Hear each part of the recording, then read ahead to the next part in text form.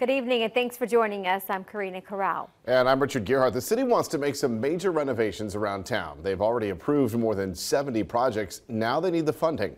KSBY's Kelsey McFarland is live in the studio with details. Kelsey?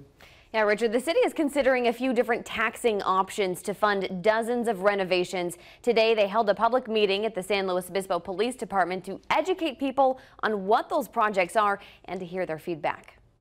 Over the next 20 years, the city of San Luis Obispo wants to put $400 million into dozens of future projects throughout the city, all of which have been in the works for years. But we never have costed out those projects. One of the largest undertakings will include a new police station. Meeting attendees got a tour of the current facilities. The police department really does need more facilities, better facilities. You know, this was designed 50 years ago.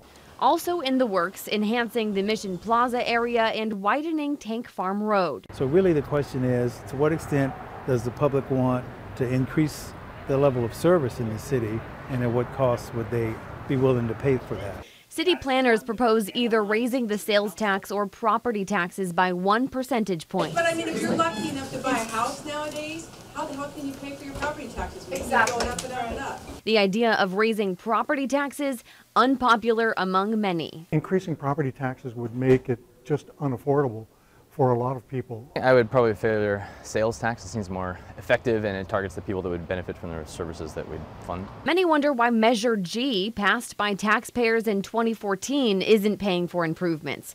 The general tax was meant to maintain services and facilities through the city and will remain in effect for 4 more years. Without Measure G, we wouldn't even be able to have this conversation because we'd be worrying about how to take care of what we have. Officials say you can still provide feedback on the plan online through an open City Hall survey. Those results will be going before the City Council on April 17th. Live and local in the studio, Kelsey McFarland, KSBY News.